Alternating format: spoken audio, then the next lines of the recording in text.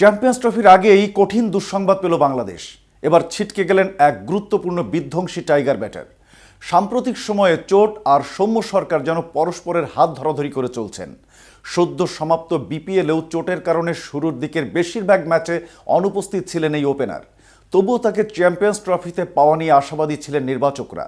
সে কারণে তাকে রেখেই টাইগারদের স্কোয়াড সাজানো হয়েছিল। তবে আইসিসির এই মেগা টুর্নামেন্টের অনুশীলন শুরু হতেই ফের চোটে পড়েছেন সৌম্য। কিন্তু আসলে কতটা মারাত্মক ইনজুরিতে পড়েছেন সৌম্য? চ্যাম্পিয়ন্স ট্রফিতে আদৌ ফিরতে পারবেন কি এই মারকুটে ব্যাটার? বিস্তারিত থাকছে প্রতিবেদনের বাকি অংশে।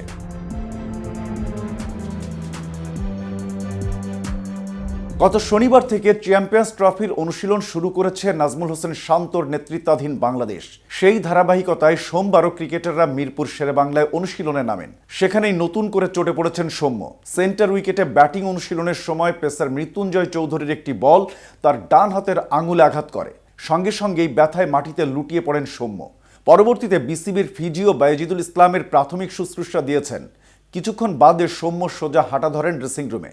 চ্যাম্পিয়ন্স ট্রফির আগে সৌম্যের এমন আঘাত নিশ্চিতভাবে চিন্তা বাড়াবে বাংলাদেশের, কেননা ডান হাতের এই আঙ্গুলের ইনজুরি থেকেই সেরে ওঠার পর তিনি মাঠে নেমেছিলেন।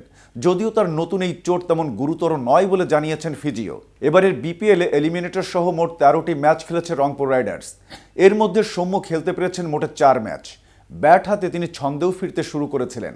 লিগ পর্বের শেষ ম্যাচে রংপুরের ব্যাটিং বিপর্যয়ে পড়ার দিনে একাই রান করেছেন তিনি। 48 বলে খেলেছিলেন 74 রানের ইনিংস। যদিও খুলনা টাইগার্সের বিপক্ষে সেদিন হার এড়াতে পারেনি রংপুর। এছাড়া এলিমিনেটর ম্যাচে কোনো বল মোকাবেলা করার আগেই রান আউটে কাটা পড়েন সৌম্য। ফলে তার দলও ব্যাটিং ব্যর্থতায় হেরে বিদায় নেয় বিপিএল থেকে।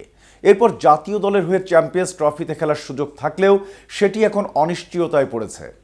আগামী 19 ফেব্রুয়ারি থেকে পর্দা উঠবে টুর্নামেন্টটির নবম আসরের, যেখানে 20 ফেব্রুয়ারি ভারতের বিপক্ষে ম্যাচ দিয়ে বাংলাদেশ যাত্রা শুরু করবে।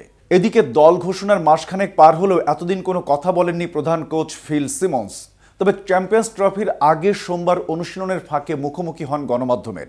লিটন দাসের না থাকা নিয়ে মিরপুরে সিমন্স বলেন, মজার ব্যাপার হলো আমার লিটনের সঙ্গে কথা হয়েছে।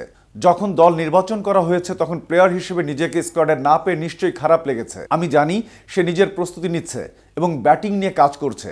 বিপিএলে দেখেছি লিটনের ফর্ম কিছুটা ফিরে এসেছে। তার মতো প্লেয়ার আমরা অবশ্যই মিস করব। কিন্তু একই সাথে সে নিজেও স্বীকার করে নিয়েছে যে সে ব্যাট হাতে রান পাচ্ছে না দেখেই তাকে স্কোয়াডে রাখা হয়নি। এতক্ষণ সাথে ছিলাম আমি শাহনেওয়াজ।